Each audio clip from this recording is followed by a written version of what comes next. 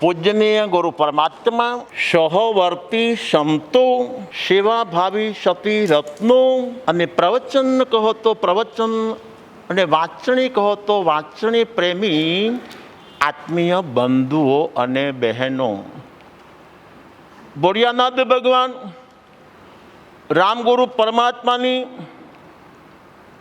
અસીમ કૃપાના માધ્યમે પરિણતિ 25 પરિણતિ 25 પરિણતિ 25 પરિણતિ તારી કે પરિણતિ મારી,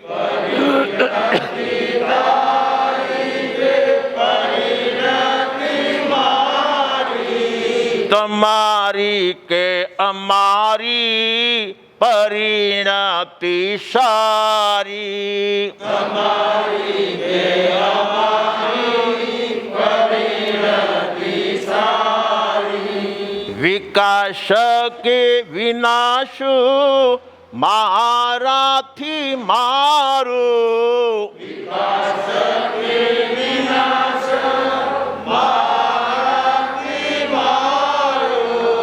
કારી ધોરી પરિણતિ પોતાની ધારો, કારી ધોરી પરિણતિ પોતાની ધારો, પતનનું કારણ જ પરિણતિ ખારી, પતનનું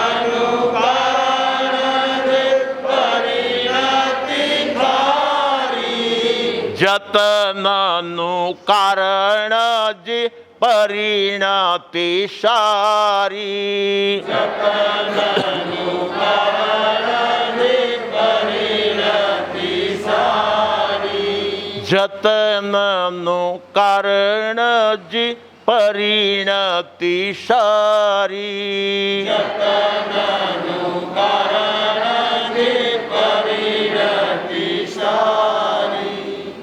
ગઈકાલનો જીવંત કિસ્સો ખરેખર આ મોબાઈલના યુગની અંદર આવી તીવ્ર લગ્નીવાળા જીવાત્માઓ જો આ સગી આંખે જોયા હોય તો ગઈકાલે જોયા, ગઈકાલે જોયા, ગઈકાલે જોયા.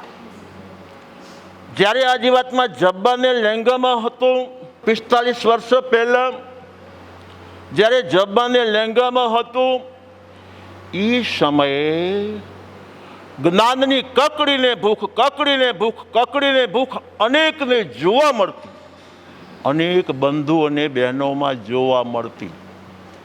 તો 45 વર્ષ પછી ગઈકાલે દ્રષ્ટિમાં પહેલી વાર આવ્યું કે અમારા આ ભગતને જ્ઞાનની એટલી બધી ભૂખ, એટલી બધી ભૂખ, એટલી બધી ભૂખ. લગભગ 600 પેજનો ગ્રંથ, 600 પેજથી કદાચ એ ગ્રંથ થોડો જાડો હશે. એ ભગત લઈને બેઠા છે, લઈને બેઠા છે, લઈને બેઠા છે. મેં કીધું શેનું સંશોધન, શેનું સંશોધન, શેનું સંશોધન ચાલે છે? જોજો મોબાઈલના કાળની અંદર પહેલા નંબરની અંદર સંતોની જે શોભા હોય, બહેનોની શોભા હોય તો એની વીંટીથી, એની બંગડીથી, એની ચૂંકથી એની શોભા છે, શોભા છે, શોભા છે. સંતોની શોભા હોય તો હાથની અંદર શાસ્ત્રનું પઠન પાઠન, શાસ્ત્રનું પઠન પાઠન, શાસ્ત્રનું પઠન પાઠન એ સંતોની શોભા છે. 45 વર્ષ પહેલા જોયેલું અને જાણેલું ને અનુભવેલું રાજેન્દ્ર કોશ, આટલા બધા દરદાર પુસ્તકો છે, 7 ભાગો છે. વૈરાગીઓ સવારે જોતા હોય, બપોરે જોતા હોય, સાંજે જોતા હોય. જ્યારે જ્યારે ઉચિત સમય હશે આવડો મોટો રાજેન્દ્ર અભિધાન કોશ વૈરાગી કે દીક્ષાર્થીના અથવા તો સંત મહાત્માના હાથમાં હોય છે, હાથમાં હોય છે, હાથમાં હોય છે. મેં કીધું આ દળદાર પુસ્તક હાથમાં રહે એવું પણ નથી. અને ક્યાં દીખતે હો, ક્યાં દીખતે હો, ક્યાં દીખતે હો. કે શબ્દોનો અર્થ જોઉં છું, શબ્દોનો અર્થ જોઉં છું, શબ્દોનો અર્થ જોઉં છું. એક શબ્દના જેટલા અર્થ થતા હશે એટલા બધા અર્થ જો જોવા હોય તો રાજેન્દ્ર અભિધાન કોષ ભાગ નંબર 1 થી 7 મળે. તો પરિણતિની વાંચણી ચાલે છે. પરિણતિ બાહ્ય પણ છે, પરિણતિ આંતરિક પણ છે. તો પરિણતિ કહેવાય કોને? પરિણતિ કહેવાય કોને? પરિણતિ કહેવાય કોને? કાલે ખરેખર અમારા સહવર્તીના હાથમાં આવડું મોટું દળદાર પુસ્તક જોઈને આ જીવાત્માનું હૈયું આનંદ વિભોર, આનંદ વિભોર, આનંદ વિભોર બની ગયું છે. હર્ષના આંસુ આવી ગયા છે. હજી શાસન જીવવા વાળું છે, શાસન જીવવા વાળું છે, શાસન જીવવા વાળું છે. જોજો, મહાવીરનું શાસન જીવવાનું છે એ મોબાઈલ ઉપર નહીં જીવે. મહાવીરનું શાસન જીવવાનું છે એની અંદર ગમે તેવી ઊંચી નીચી કાળી ધોરી સિરિયલો આવતી હશે કે સિરિયલ ઉપર શાસન નહીં જીવે, નહીં જીવે, નહીં જીવે. મહાવીરનું શાસન જો જીવવાનું છે તો જીવંત સાધુ છે, જીવંત સાધ્વી રત્ન છે, જીવંત શ્રાવક છે, જીવંત શ્રાવિકા બેન છે. એ જીવતાના માધ્યમે જીન શાસન જીવવા વાળું છે. પરંતુ ક્યારે? જે જીવાત્માને શાસ્ત્રમાં રસ છે એ જીવાત્માને આવતીકાલે સ્વભાવમાં રસ ઉત્પન્ન થવાનો થવાનો થવાનો છે. અને જે જીવાત્માને સ્વભાવમાં રસ છે, આત્મિક સ્વભાવમાં રસ છે, એ જીવાત્માને દરેક આગમોમાં રસ રહેવાનો રહેવાનો રહેવાનો છે. શાસ્ત્ર કેવું હોય તો સાધક માટે પોતાના જીવનનો ખોરાક હોય તો શાસ્ત્ર છે, આહાર હોય તો શાસ્ત્ર છે, પીવાનું પાણી હોય તો શાસ્ત્ર છે. અને હું તો એમ કહું કે દેહી ઉપરના વસ્ત્રો હોય તો શાસ્ત્ર છે, શાસ્ત્ર છે, શાસ્ત્ર છે. દેહ ઉપરના વસ્ત્ર વગર વ્યક્તિ રહેતો નથી. દેહીને શાસ્ત્રના વસ્ત્રો ચડાવવા તૈયાર નથી. તો આત્મજ્ઞાનથી બહુ દૂર છે, બહુ દૂર છે, બહુ દૂર છે. તો પરમાત્મા મહાવીર સ્વામીએ કહ્યું છે કે મારું શાસન 21,000 વર્ષ ચાલવાનું, 21,000 વર્ષ ચાલવાનું, 21,000 વર્ષ ચાલશે. પરંતુ પરમાત્મા મહાવીર સ્વામી એવું પ્રકાશન કર્યું છે કે મારું શાસન ગુજરાતમાં 21,000 વર્ષ ચાલશે. ગુજરાતમાં 21,000 વર્ષ ચાલશે એવું કહ્યું છે ભાઈ. તો મારે એ કહેવું છે, આ શાસ્ત્ર ક્યાં ચાલે, ક્યાં ચાલે, ક્યાં ચાલે? કે જે જીવાત્મા તન તોડીને મન જોડીને સમય લગાડીને સતત સતત સ્વભાવની ખોજ માટે, આત્મિક સ્વભાવની ખોજ માટે સતત ને સતત શાસ્ત્ર એના અણુ અણુમાં વણી લે છે, પરમાણુ પરમાણુમાં વણી લે છે, એને ત્યાં 21,000 ચાલશે. એક જીવંત અહેવાલ કહું છું. વિચરણની અંદર એક શહેર આવેલું અને સરકારી હોસ્પિટલમાં ડૉક્ટરનું નામ બોલતો નથી. જ્યારથી એને હાજર રિપોર્ટ આપ્યો છે ત્યારથી આ જ ગવર્મેન્ટની હોસ્પિટલમાં હાજર રિપોર્ટ આપ્યો છે અને આ જ હોસ્પિટલની અંદર ફેશનેબલ પણ થયા છે. આ ડૉક્ટર સાહેબ ગમે એટલી બઢતી મળી, ગઈકાલે જોઈન્ટ થયા ત્યારે સામાન્ય ડૉક્ટર હતા અને જ્યારે પેન્શનેબલ થયા છે, રિટાયર થાય છે તો સુપ્રિન્ટેન્ડન્ટ થઈ ગયા છે. પરંતુ બધું આખી જિંદગી સુધી એકને એક હોસ્પિટલ, એકને એક હોસ્પિટલ, એકને એક હોસ્પિટલ. એ સંત મહાત્માની પ્રીતિવાળા હતા, ભોળિયાનાથ ભગવાનના પરમ ભક્ત હતા. જ્યારે જ્યારે એ શહેરમાં જવામાં આવે અને દાવરિયા સાહેબને ખબર પડી કે ગુરુદેવ પધારે છે, ગુરુદેવ પધારે છે, ગુરુદેવ પધાર્યા છે, તો અચૂક આવ્યા વગર ન રહે. તો ગવર્મેન્ટ હોસ્પિટલ મોટી જબરજસ્ત હતી અને આ દાવરિયા સાહેબનું નામ જ એ પ્રકારનું કે દાવરિયા સાહેબના હાથમાં કેસ આવશે તો 100% બચી જશે, 100% બચી જશે, 100% બચી જશે.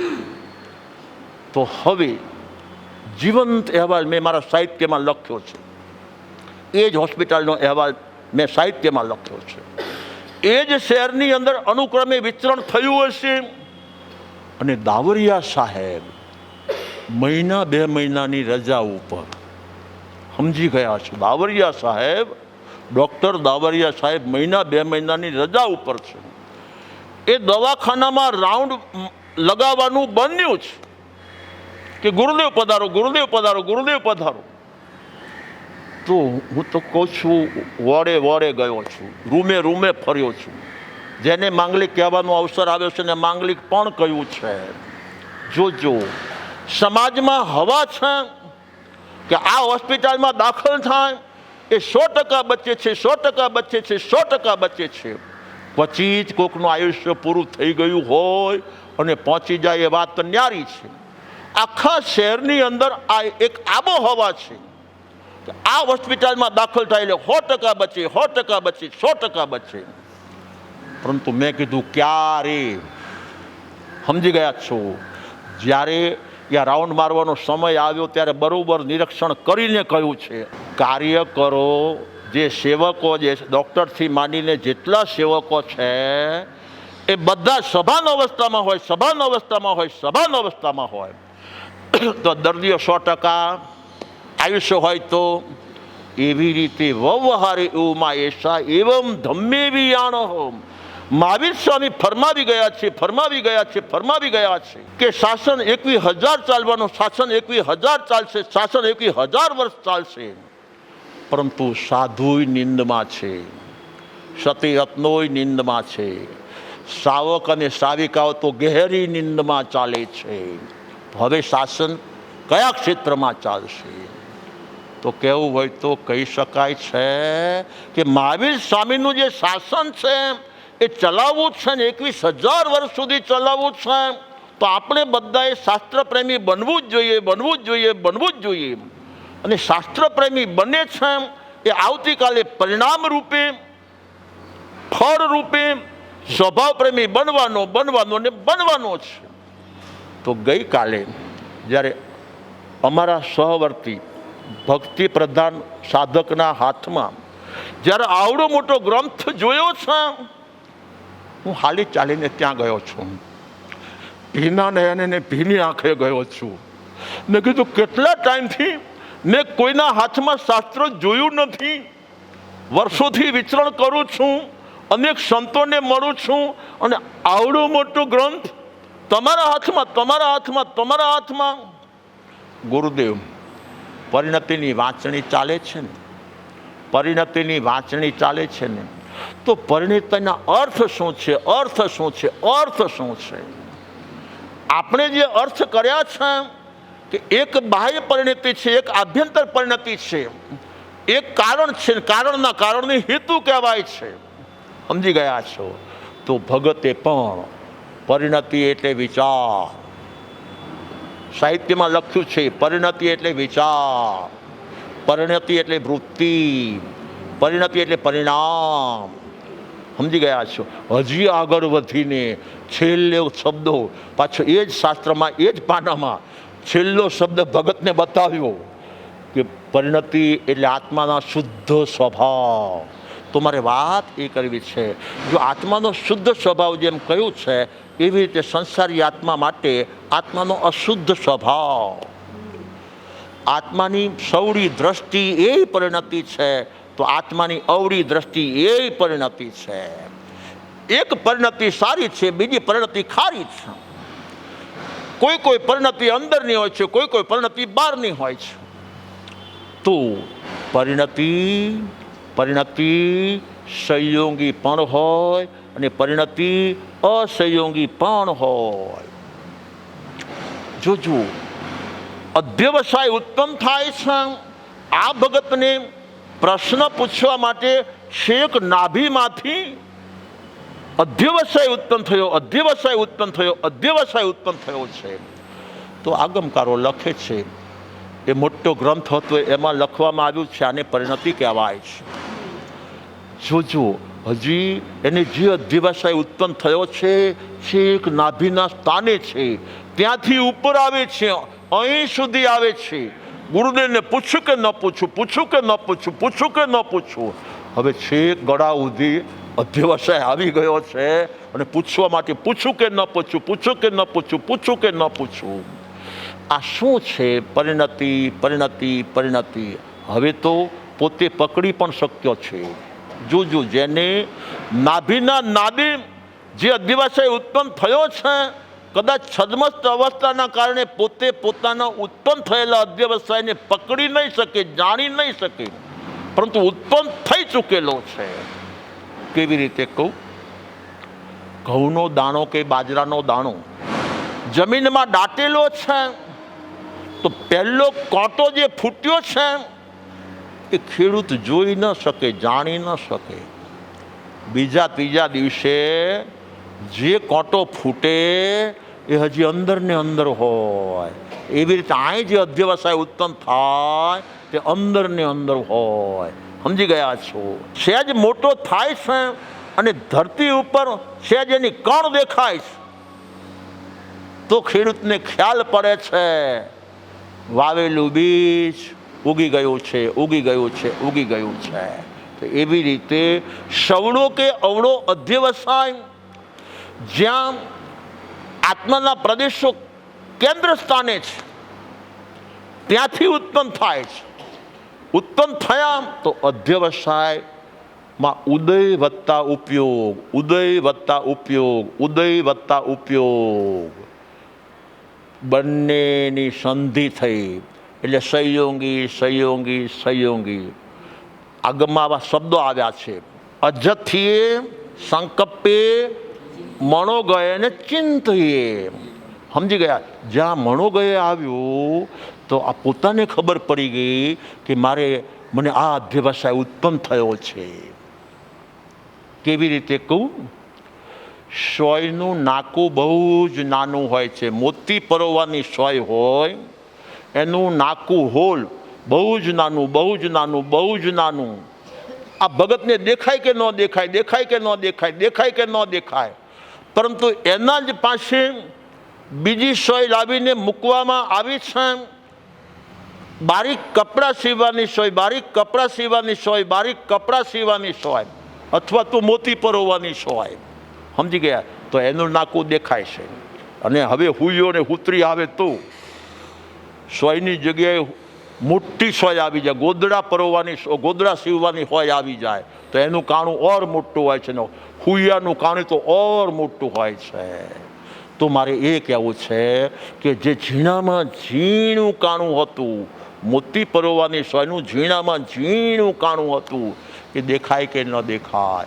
એવી રીતે અધ્યવસાય જે ઉત્પન્ન થયા છે, ઉત્પન્ન પોતાનામાં જ થયા છે, ઉદય અને ઉપયોગના બેના સંયોગના માધ્યમે જ થયા છે, પરંતુ છદ્મસ્ત અવસ્થા હોવાના કારણે, જ્ઞાનાવરણીય કર્મ આદિ કર્મના કારણે દબાયેલું હોવાના કારણે, જ્ઞાન ગુણ જ્ઞાનાવરણીય કર્મથી દબાયેલો હોવાના કારણે ઉત્પન્ન થયા હોવા છતાં એ જાણી ન શકે, જાણી ન શકે, જાણી ન શકે, પરંતુ છેક મનોગત સુધી પહોંચી ગયું.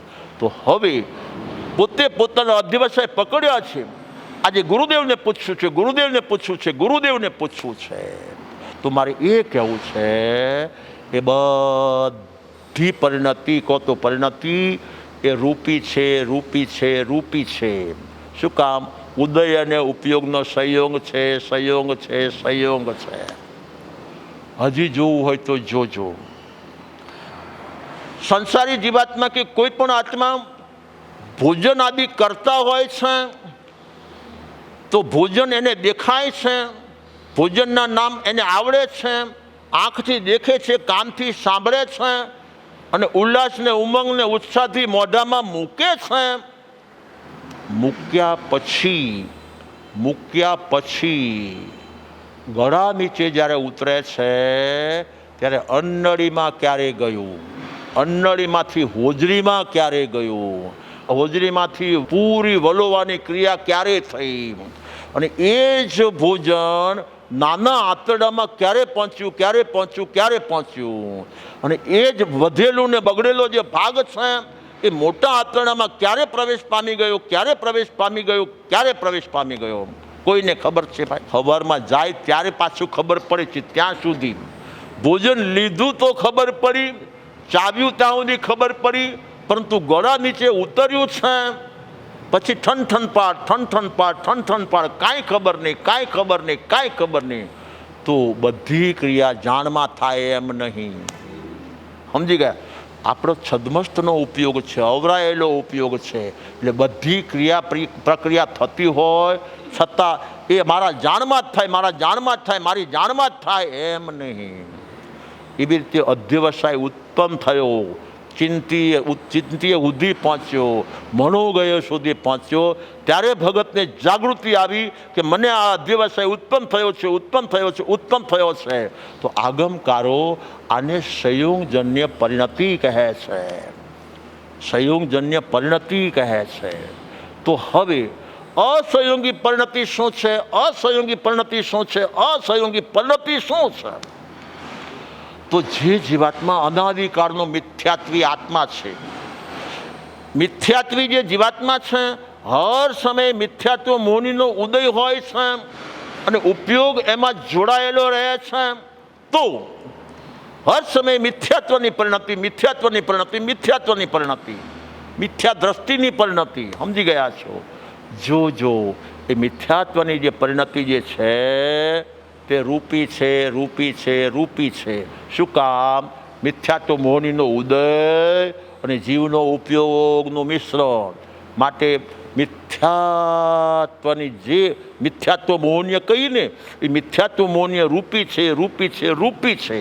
હવે દ્રષ્ટિ અંદરની ચીજ છે. જેવી રીતે કોળીઓ અંદર ઉતરી ગયા પછી કોળીઓ રૂપી હોવા છતાં દેખાતો નથી, દેખાતો નથી, દેખાતો નથી. રૂપી હોવા છતાં અરૂપી થઈ ગયો છે, થઈ ગયો છે ને ભાઈ?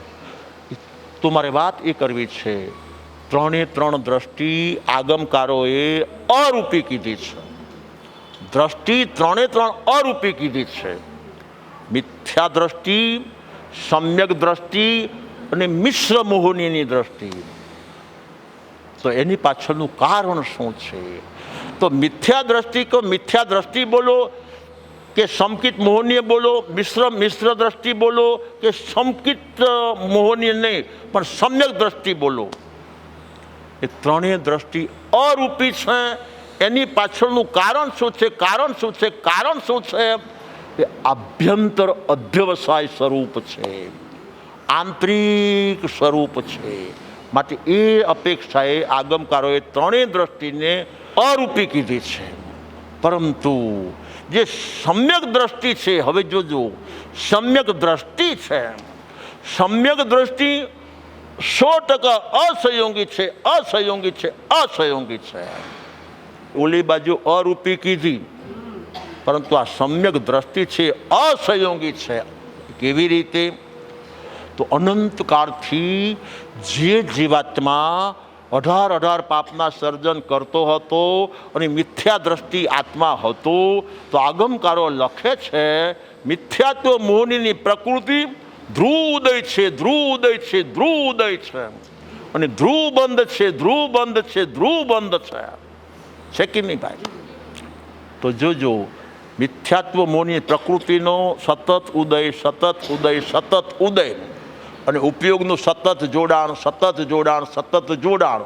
તો ઉપયોગ અને ઉદયનું જેમાં જોડાણ થતું હોય એને સંયોગી કહેવાય છે, સંયોગી કહેવાય છે, સંયોગી કહેવાય છે. તો મિથ્યા દ્રષ્ટિ સંયોગી છે પરંતુ સંયોગજન્ય છે. પરંતુ સમ્યક દર્શન જે છે, સમ્યક દ્રષ્ટિ છે, એ અસંયોગી છે, અસંયોગી છે, અસંયોગી છે. શું કામ? એની પાછળનું કારણ શું છે? આ મિથ્યાત્વ મોહનીની પ્રકૃતિ જે સતત ઉદયમાં ને ઉદયમાં રહેતી હતી, હવે સાધકનો આત્મા સ્વભાવ તરફ વળ્યો છે. એને સ્વભાવની લગ્ની લાગી છે, આત્મિક સ્વભાવની લગ્ની આ સાધક જીવાત્માને લાગી છે. જોજો, આને આપણે ઉદય કહી દઈએ છીએ, આ આંગળી ઊંચી છે ને આપણે ઉદય કહી દઈએ છીએ, અને આત્મિક સ્વભાવ હથેળી છે એને આત્મિક સ્વભાવ કહેવામાં આવેલ છે. વર્તમાન કરી સમજવા માટે આત્મિક સ્વભાવ કહેલો છે. તો આત્માનો જે ઉપયોગ છે એ ઉપયોગ સ્વભાવ તરફ વળે છે, સ્વભાવ તરફ વળે છે, સ્વભાવ તરફ વળે છે. જે ઉપયોગ અનંતકાળથી અન્ય તરફ હતો, અન્ય તરફ હતો, અન્ય તરફ હતો, સ્વ તરફ ન હતો, સ્વ તરફ ન હતો, સ્વ તરફ ન હતો, અન્ય તરફ, અન્ય તરફ, અન્ય તરફ હતો.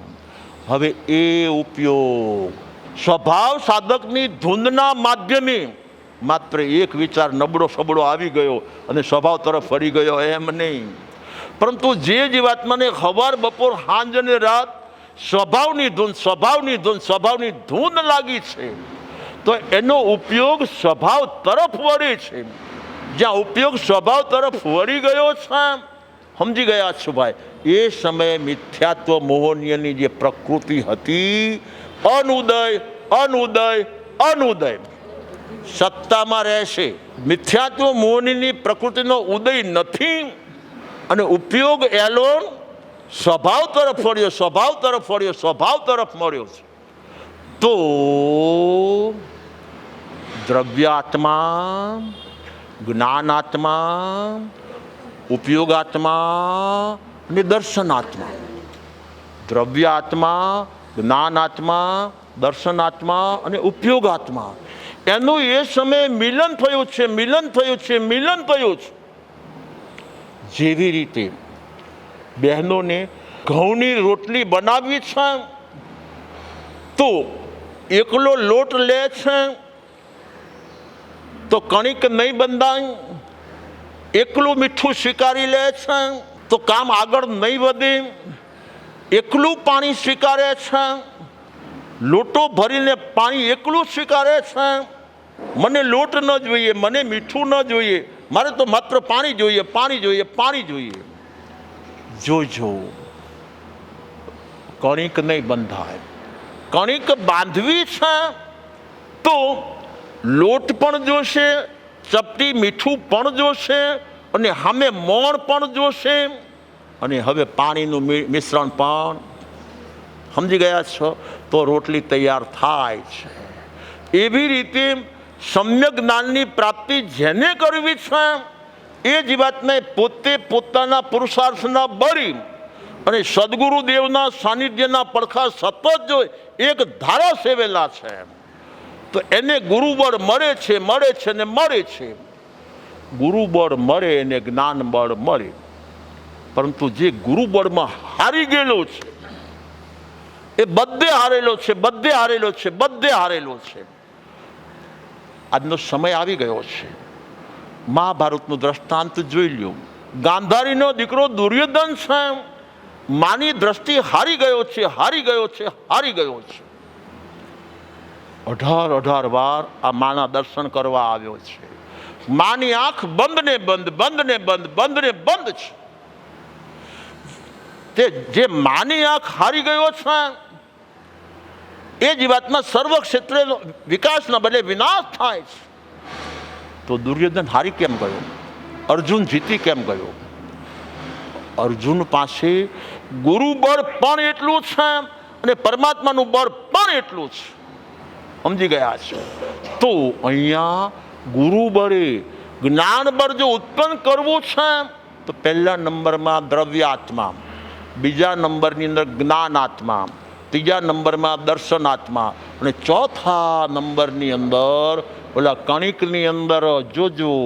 કણિક કરવાના સમયે બહેનો લોટની અંદર ચપટી મીઠું નાખે છે અને ચમચી 2 ચમચી મણી નાખે છે, હવે પાણી ફેરવે છે. તો અહીંયા ચોથો ઉપયોગ આત્મા, દ્રવ્યાત્મા, જ્ઞાનાત્મા, દર્શનાત્મા અને ઉપયોગાત્મા. જ્યાં એનો મિલન થાય છે તો દ્રવ્ય, ગુણ અને પર્યાય એકમેક બને છે તો મતિ જ્ઞાનનો દીપ પ્રગટ થાય છે, પ્રગટ થાય છે, પ્રગટ થાય છે. સમ્યક દર્શનની દ્રષ્ટિ આ સાધકને પ્રાપ્ત થાય છે, પ્રાપ્ત થાય છે, પ્રાપ્ત થાય છે. તો એ સમયે મિથ્યાત્વ મોહનીયનો અનુદય અને ઉપયોગ એલોન, ઉપયોગ એલોન, ઉપયોગ એલોન. માટે સમ્યક દ્રષ્ટિ અસહયોગી છે, અસહયોગી છે, અસહયોગી છે. તો સમ્યક દ્રષ્ટિ પણ અંદરની કેવું હોય તો સમ્યક પરિણતિ છે, સમ્યક પરિણતિ છે, સમ્યક પરિણતિ છે. તો ગઈકાલે આવડા મોટા શાસ્ત્રોની અંદર, આવડા મોટા ગ્રંથની અંદર પરિણતિ શબ્દ એક છે, એના અનેક અર્થ જોવામાં મળ્યા. તો આવી શાસ્ત્રની ધૂન, આવી અભ્યાસની ધૂન, સાધુ હોય તો સાધુ, સતીરત્ન હોય તો સતીરત્ન, સાવક હોય તો સાવક અને સાવિકા હોય તો સાવિકા, જો આવી ધૂન જગાડશે આત્મા ભવને પરભવ ભવ ભવ.